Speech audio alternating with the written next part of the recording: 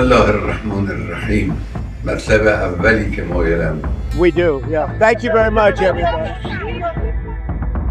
মার্কিন president Donald ট্রাম্পের হুমকির পর বুধবার জাতির উদ্দেশ্যে ভাষণ দিয়েছেন ইরানের সর্বোচ্চ ধর্মীয় নেতা আয়াতুল্লাহ আলী খামেনি। খামেনি বলেছেন, আল্লাহর নামে শুরু করলাম, যিনি পরম করুণাময়, অতি দয়ালু। আমি বীর ইরানি জাতিকে সালাম জানাই। আমি প্রথমেই ইরানের মানুষের প্রশংসা করতে চাই। সম্প্রতি শত্রুরা আমাদের দেশের ওপর যে পরিস্থিতি চাপিয়ে দিয়েছে, তাতে আমাদের প্রিয় জাতি যে আচরণ প্রদর্শন করেছে তা অবশ্যই প্রশংসার দাবিদার।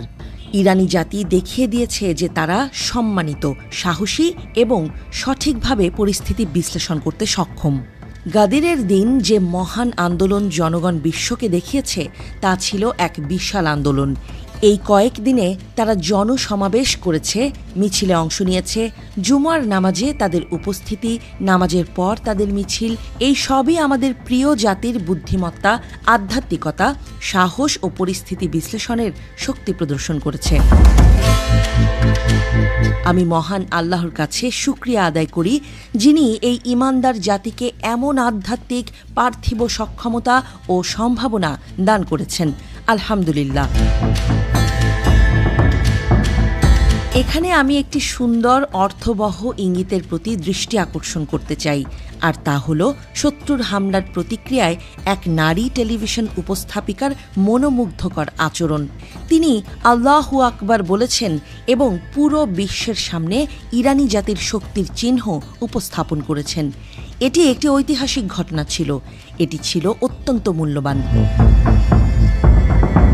দ্বিতীয় বিষয়টি হল, এই কাজ অর্থাৎ ইহুদি রাষ্ট্রের নির্বোধ দূষিত হামলা আমাদের দেশের ওপর এমন এক সময়ে সংঘটিত হয়েছে যখন আমাদের সরকারি কর্মকর্তারা যুক্তরাষ্ট্রের সাথে পরোক্ষভাবে ও মধ্যস্থতাকারীদের মাধ্যমে আলোচনা চালিয়ে যাচ্ছিলেন। ইরানের পক্ষ থেকে এমন কোনো ইঙ্গিত ছিল না যা সামরিক পদক্ষেপ বা হঠাৎ কঠোর প্রতিক্রিয়া প্রকাশের ইঙ্গিত বহন করে। অবশ্য শুরু থেকেই সন্দেহ ছিল এই মন্দ কাজের পেছনে যুক্তরাষ্ট্র জড়িত। তবে তাদের সাম্প্রতিক বক্তব্যের আলোকে এই সন্দেহ দিনে দিনে আরও প্রবল হচ্ছে।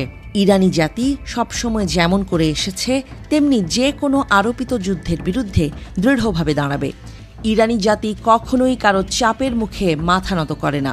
আমি বুদ্ধিজীবী, বক্তা ও লেখকদের, বিশেষত যারা বৈশ্বিক জনমতকে প্রভাবিত করেন, তাদের আহ্বান জানাই, তারা যেন এসব বিষয়ে তাদের শ্রোতা ও পাঠকদের সামনে ব্যাখ্যা করেন, স্পষ্ট করেন। তারা যেন শত্রুকে প্রতারণামূলক প্রচারণার মাধ্যমে সত্যকে বিকৃত করতে না দেন। জায়নিস্ট শত্রু একটি গুরুতর ভুল করেছে এবং একটি গুরুতর অপরাধ করেছে। তাকে অবশ্যই শাস্তি পেতে হবে এবং সে ইতোমধ্যেই শাস্তি পাচ্ছে। ইরানি জাতি ও আমাদের সশস্ত্র বাহিনী যে শাস্তি প্রদান করেছে, দিচ্ছে এবং ভবিষ্যতের জন্য যে শাস্তির পরিকল্পনা করেছে, তা কঠোর শাস্তি, যা ইতোমধ্যে শত্রুদের মধ্যে দুর্বলতা সৃষ্টি করেছে। এর প্রমাণ হচ্ছে তাদের মার্কিন বন্ধুরা এখন প্রকাশ্যে মঞ্চে এসে বিভিন্ন কথা বলছে। এটা এই শত্রু রাষ্ট্রের দুর্বলতা ও অক্ষমতার স্পষ্ট লক্ষণ। সবশেষে যুক্তরাষ্ট্রের প্রেসিডেন্ট সম্প্রতি হুমকির আশ্রয় নিয়েছেন। তিনি আমাদের হুমকি দিচ্ছেন। শুধু হুমকি নয়, বরং তিনি এমন অযৌক্তিক ও অগ্রহণযোগ্য ভাষা ব্যবহার করছেন যাতে প্রকাশ পাচ্ছে যে তিনি চান ইরানি জাতি তার কাছে আত্মসমর্পণ করুক। এমন কথা শুনে সত্যিই বিস্মিত হতে হয়। প্রথমত, তারা তাদের হুমকি তাদের উদ্দেশ্য করুক যারা হুমকিতে ভয় পায়। ইরানি জাতি এমন হুমকিতে ভয় পায় না। এরপর খামেনি পবিত্র সূরা আল ইমরানের একটি আয়াত তেলাওয়াত করেন, যার অর্থ হল, তোমরা দুর্বল হয়েও না, দুঃখ করো না, যদি তোমরা বিশ্বাসী হও তবে তোমরাই বিজয়ী হবে। তারপর তিনি বলেন, ইরানি জাতি এই কথায় বিশ্বাস করে এবং হুমকি তাদের আচরণ বা চিন্তায় কোনো প্রভাব ফেলতে পারে না। দ্বিতীয়ত, ইরানি জাতিকে আত্মসমর্পণের কথা বলা বুদ্ধিমানের কাজ নয়। যারা ইরান, ইরানি জাতি এবং ইরানের ইতিহাস জানে, তারা এমন কথা কখনো বলবে না। ইরানি জাতি কিসের কাছে আত্মসমর্পণ করবে? ইরানি জাতি আত্মসমর্পণকারী জাতি নয়।